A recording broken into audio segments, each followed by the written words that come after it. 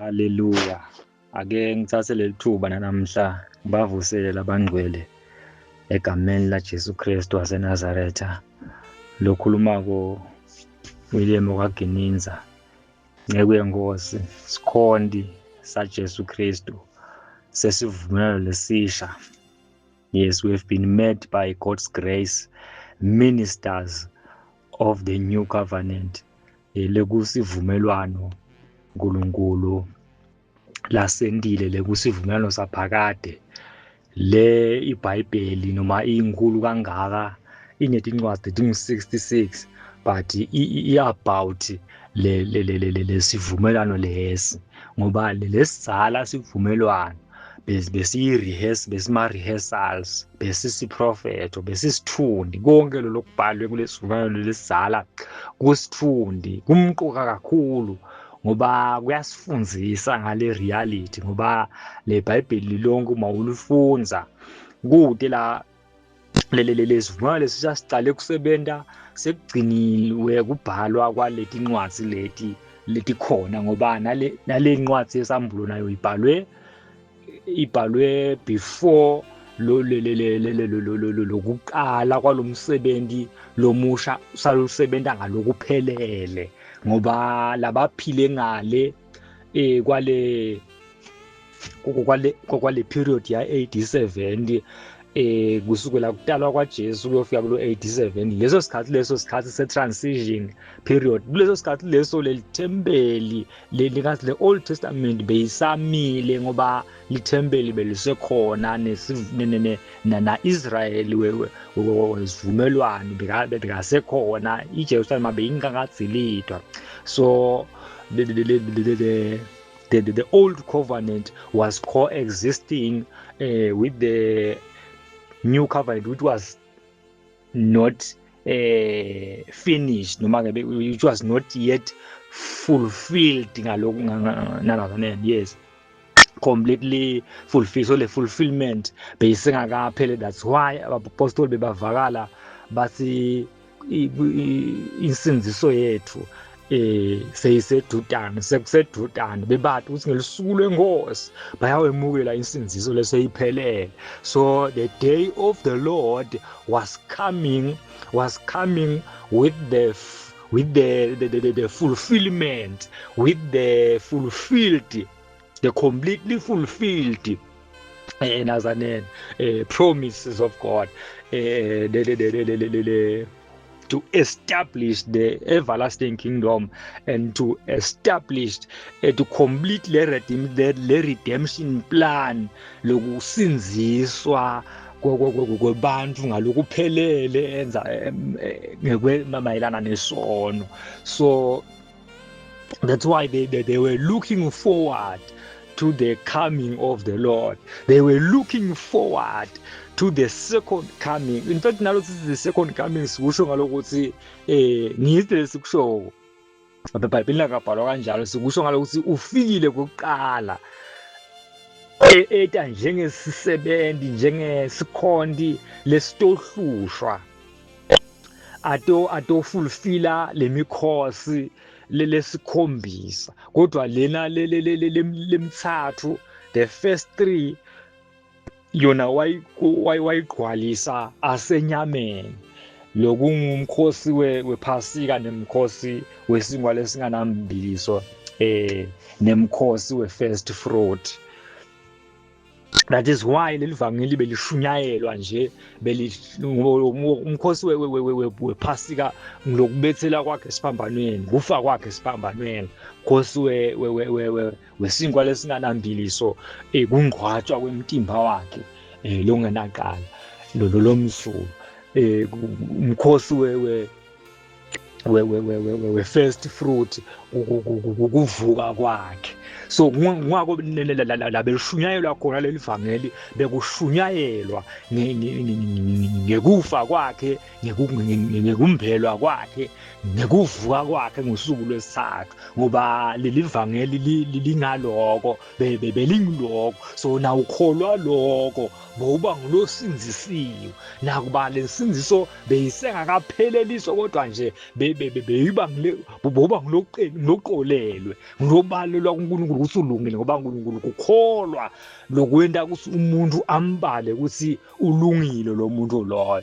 Glory be to Jesus Christ of Nazareth. So uma-ke thina-ke thina lesesikhona manje lesesitelwe after leyo period ya-AD 70, thina sesitelwe esikhathini la khona lensindiso seyingilephelele ngoba uJesu sowayigqwalisa yonke imikhosi lesikhombisa. So le redemption plan is now complete. There is nothing missed. That is why we are not afraid, we are not ashamed. In fact, we are full of confidence to say that we are permanent members in the kingdom of God. We are completely saved. There is no waiting. We are not on probation. We are not on probation. Hallelujah. We are not on probation. Glory be to Jesus.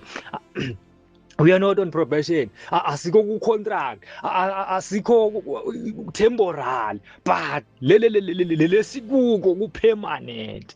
Lesikuko ku-permanent. We are sons. We are sons of God. We are sons of God. We are sons of God ngalokuphelele. So kude lesikugazile. Kude lesikugazile. Hallelujah.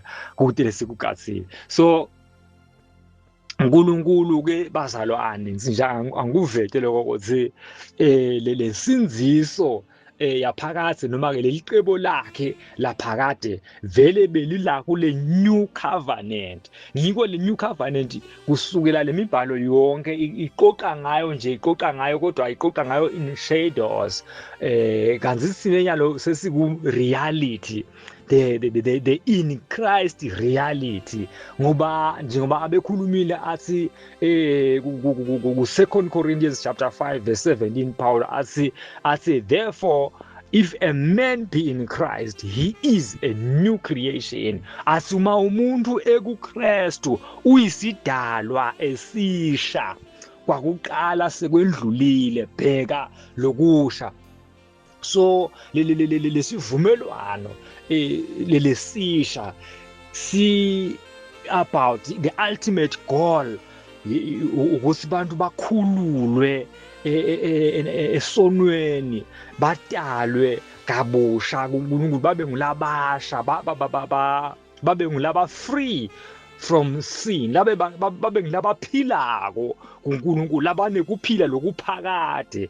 Nako lokuphila lokuphakade lokuchazwe iBhayibheli, hayi lekucabangako mina, but ngiloko kukhulunywa iBhayibheli uma athi Jesu kuphila lokuphakade yiloku ukuthi bathi wena Nkulunkulu weqiniso, batane nawe Nkulunkulu weqiniso. Lokwatana umathi Nkulunkulu akwati Nkulunkulu, natane naNkulunkulu, nibe nebudlelwane lobuhle naNkulunkulu. Nguloko kuphila lokuphakade. Ngibona umuntu angasakunqamuke budlelwane bakhe naNkulunkulu, uba ku-separation, uba ngilofile. You are dead. You are dead if you are separated from God. And sono ngiso lesihlukanisa umuntu naNkulunkulu. So Jesus had to be punished. God's judgment had to be upon Jesus, had to fall upon Jesus on our behalf, ukuze thine singasayi ekwehlulelweni, ukuze singasayi thine ku-judgment. That is why kude i-judgment that is awaiting us. Thina lesesikuKristu, thina lesesikholiwe uye, ngoba kukholwa kwethu nguye, kukholwa kwethu nguye, kukholwa kwethu nguye kuyasikhulula emandleni esono newekufa. Sikhululekile emandleni esono newekufa, angeke sisafa, ngeke sisahlukaniswa naNkulunkulu. Glory be to Jesus. Oh hallelujah. Ngeke sahlukaniswa naNkulunkulu, ngeke sahlukaniswa naNkulunkulu ngoba uJesu wethu wasinqoba sono. wasinqoba so. Asikho nje la ebandleni kwesikhashana, sila ebandleni lematubulo, ebandleni laNkulunkulu lemadrozana aNkulunkulu, lekuthiwa kusetigidzi nje lekuthiwa kusentabeni iSiyoni, lekuthiwa kuse-New Jerusalem, the New Jerusalem of God. Sila kule Jerusalem lesha egameni likaJesu. Sikule Jerusalem lesha liyabonwa ngumpostoli encwazini yesambulo. Asiwabona iJerusalem, wabona lidolobha lelisha lehla livela kuNkulunkulu. Livela kuNkulunkulu ngoba libandla litalwa nguNkulunkulu. Libandla litalwa nguNkulunkulu. Hallelujah. Hallelujah. Hallelujah. So litalwa nguNkulunkulu, nasi sijoyina lelo bandla lelo. In fact siyalijoyina, sitalwa kulo, sitalwa nguNkulunkulu.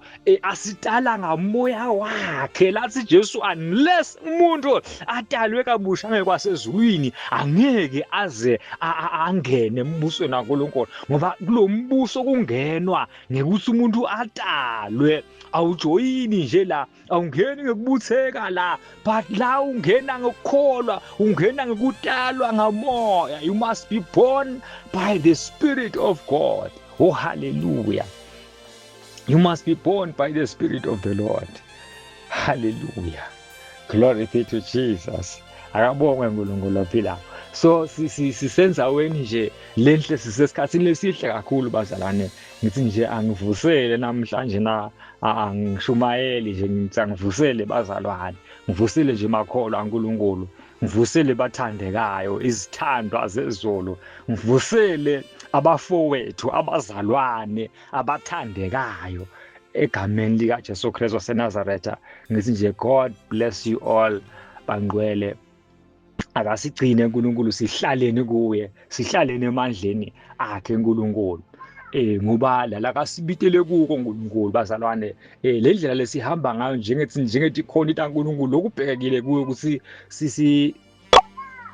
sikholwe, sibe ngilabakhulekako, sibe ngilaba lifunzako, labalidadishako liBhayibheli.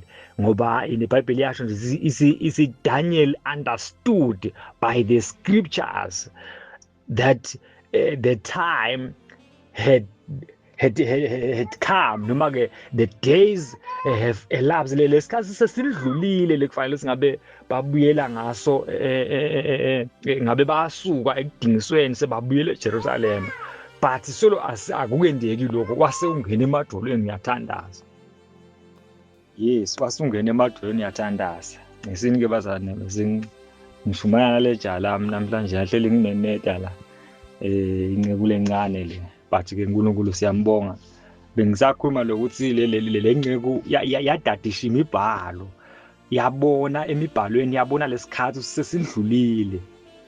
Akufanele singabe solo bala, akufanele singabe solo bala, but sesengqile lesikhathi lebe siprofetiwe. Kodwa lokuthola ngokuthi adadisha imibhalo, then wasuyakhuleka athi asivula amlayele lesambulo, amlayele nalele tinto lathi bhala leti tawendeke lebe tawendeke emva kwesikhathi lesize labuya na Jesu wathi confirm, wabuya na nencwadi yesambulo yakuconfirm ngoba lokunye bese kwendekile, lokunye bekusatawendeka, and futhi bese kuthutane kakhulu ukuthi kwendeke kugqwaliseke konke, ngoba iBhayibheli lesiphethe manje seyincwadi leyagqwaliseka, konke lokubhalwe la kuyo sikwagqwaliseka. Ngive nje labanye bakhuluma ngokuhlushwa lokutaka ukuthi awuhlushe makholwa, lokho bakukhuluma ngekungadadishi kahle imibhalo, ngoba kude nyalo. Mina ngikhuluma ngesibinzi lesigcwele ukuthi kude nyalo kuhlushwa kwemakholwa lokwaprofetwa, kude there's no tribulation that is coming for Christian noma for the church at this moment, because i-tribulation beyindvulela kuda kubuya kwenkosi, lebekuta ne-judgment to conclude, because the judgment was coming for a conclusion of the old covenant. because kwakufanele iphele inyamalale, iphele nelithempeli linyamalale, disappearishe, neJerusalem ibe destroyed, iphanishwe, ijeziswe for killing the prophets, for all the nazo njengoba kuchaza Jesu asinabulala abaprofeti maye kuwe Jerusalem wena lobulala abaprofeti. Wakuchaza uthi-ke ingadi yabo bonke labafa kusukela ku-Abela kuze kutofika manje, kuze kufika kuZakhariya lenambula. In fact nakuye ngoba naJesu naye naJesu wabulawa ngabo, wabulawa ngabo, naJohane uMbhaphatisi wabulawa ngabo. So nemakholwa lamaningi abulawa ngabo, libandla lahlushwa labulawa ngabo. So they have to be punished. They have to, the judgment of God had to come upon them. So they were punished in a way yekuqedza ikunyamalala kwalomhlaba lomdzala nezulu elidzala, kutoqala izulu lelisha nemhlaba lomusha. Lethine lesesikelwe manje sekulesikhathi selizulu lelisha nemhlaba lomusha egameni likaJesu, egameni likaJesu. Kwakudzala sekwendlulile, umhlaba lomdzala selidlula, lizulu lelidzala selenga, sesisemazulwini nasemhlabeni lomusha manje, ngoba lokho kukhulunywa covenant language lebhalwa eBhayibhelini.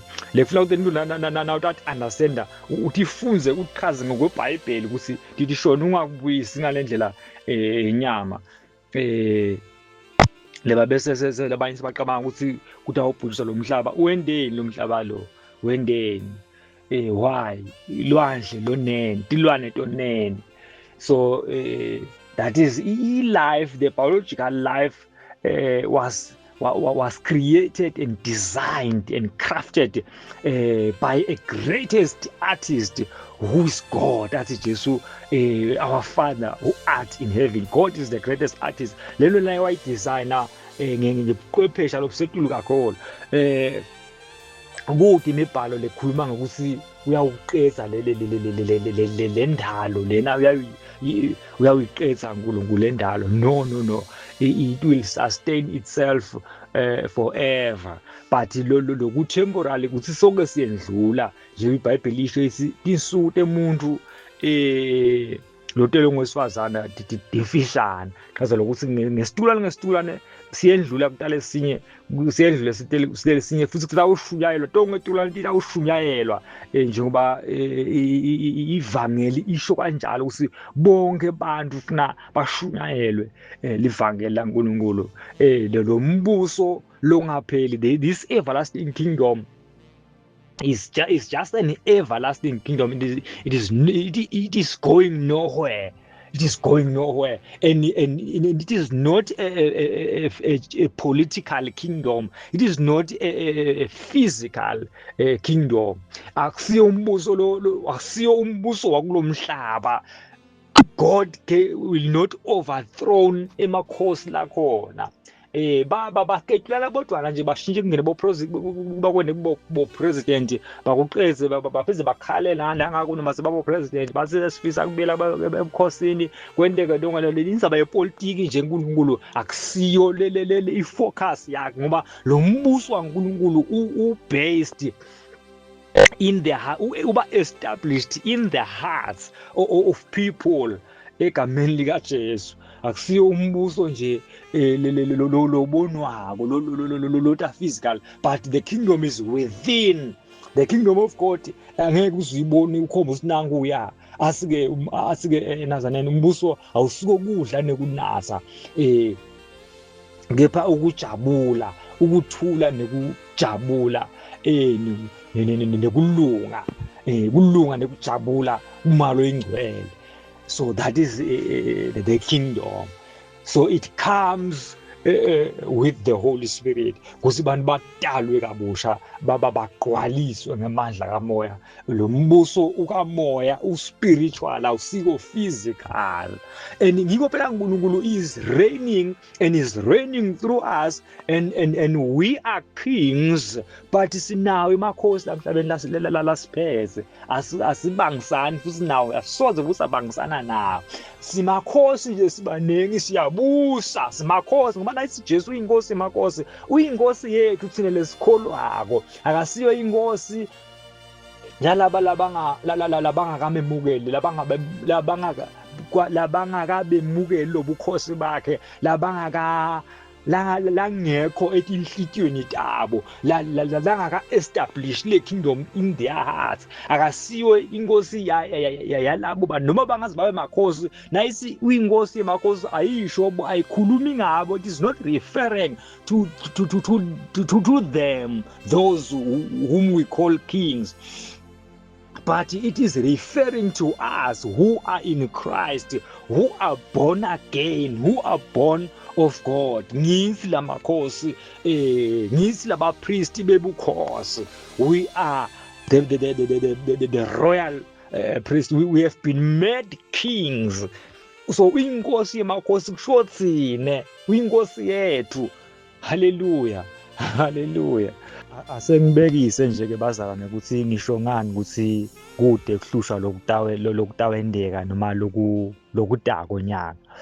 Le mithetho lekhona nyalo yemave ngabekisa nje ngala kangwana ngathi amemave but nje I know ukuthi kunabo UN nemithetho yabo mhlahlangene but nje la kangwana iconstitution la kangwane ithi ikhuluma nge-freedom of association, ikhuluma nge-freedom of religion. Lokho ukuthi kude umuntu longahlushwa ngenkolo yakhe as long as inkolo yakhe ingasiyo i-threat to i-life, like kube mhlawumbe ungathiwa inkolo yakho wena ifuna unikele into ama-rituals ngabantu, ifuna ingade abantu noma aphathe abantu, so leyo-ke akusiyo inkolo vele lemukelakala. But if inkolo yakho nje uthi kukholelwa kuNkulunkulu, i-religion, the freedom of religion isikude umuntu ongahlushwa longavinjelwa ukuthi akhonde uNkulunkulu wakhe ngendlela lakholwa ngayo. So lokho ukuthi-ke ungathatha ngisho nebameli bakumele nasetinkantolo, so kude kuhlusha lokungenteka ahlushele umuntu inkolo njengoba kwenteka lokho kulesa sikhathi lesesendluwe, ngoba nyalo nawutawu ngoba labanye bayebente bese bashumayela abantu bathi babashumela kanti babagagalada babahlukumeda babethuke ngetinhlamba babetselele babakhulu nje abe nelichweba nje umuntu ani iBhayibheli isinabe umuntu njengala kangwane nje maybe nje umhlaba wonke nje ngikhulume kanje jikelele kuthi umuntu uvumelekile ukuthi akholwe inkolo lakholwa ngayo, unelungelo lakhe lethi abe lo. So nangabe wena ungithengisela inkolo yakho kufuna ukuthi uyimakethe kahle le nkolo yakho, ungangihlukubedi nje like what they are doing labanye bafowethu lesinaba athi bashuma kanti they are bahlukumeza labantu sengabo la mina le persecution, they are persecuting the other people labangekho ku Christianity. Babethuke ngetinhlamba nalokho nalokho babathreatenish nakubathreatenisha babathenzana ngenza bayizihoko babesabisa abantu ngendlela eningi. So liciniso iBhayibheli ithi asishumayele livangeli lelithi indzaba letimnanzi kubantu and lela ayithi ngenkani ayifuqwa ngenkani.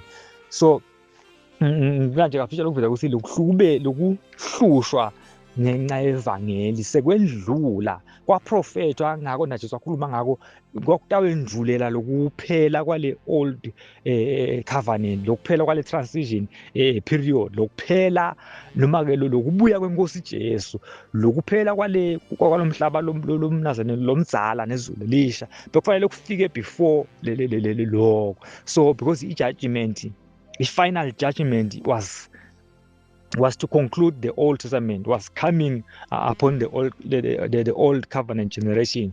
Kubahlola ukuthi bebende njani lo mthetho lezimali lesizala babehave njani kuso nabaphile ngasekupheleni kwalezaneni.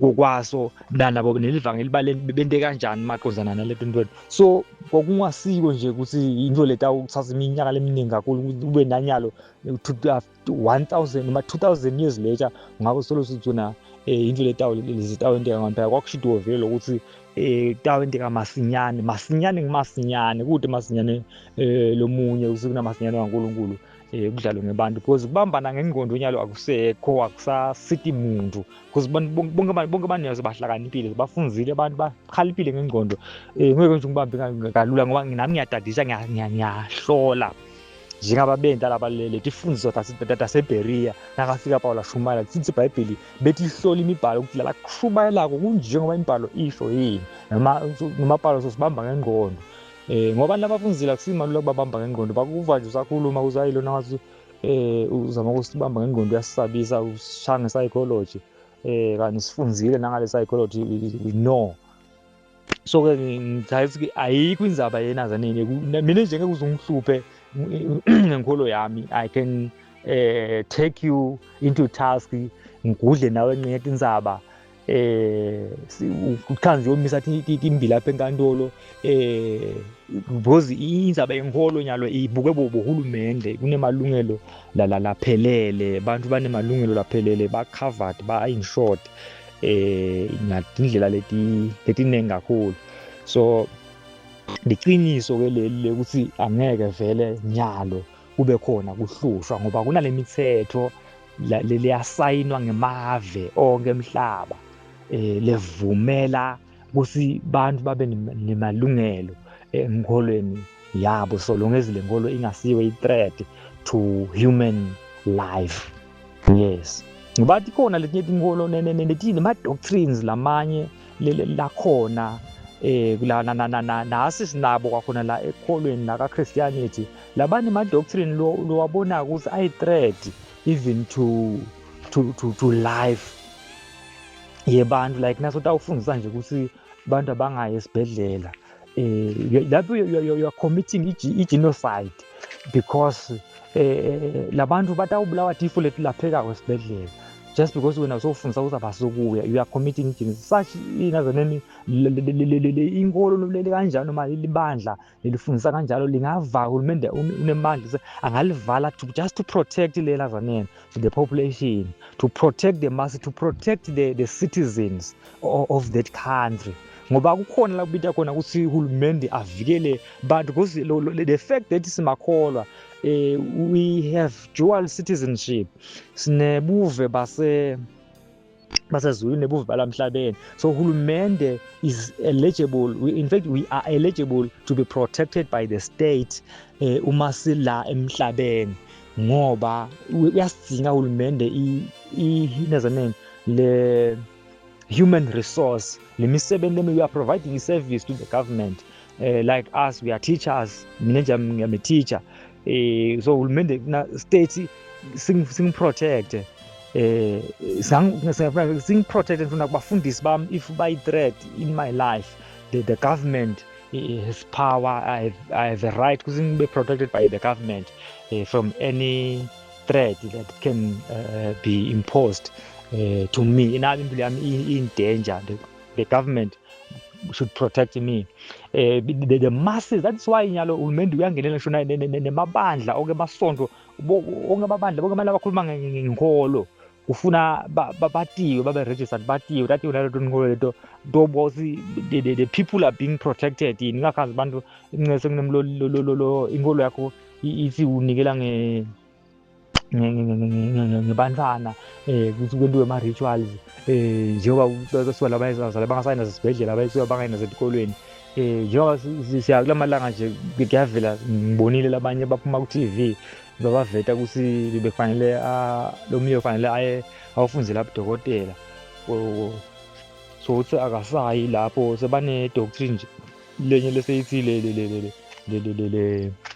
le health system imelana neBhayibheli warawara uyakubona ukuthi sekunala khona la bese kubita uma batawuvala labo bantu labo tabe ngasuthi bahlukumetwa ngenkolo yabo kuprotectwa the nation, protectwa the people against these false doctrines which are a threat to life.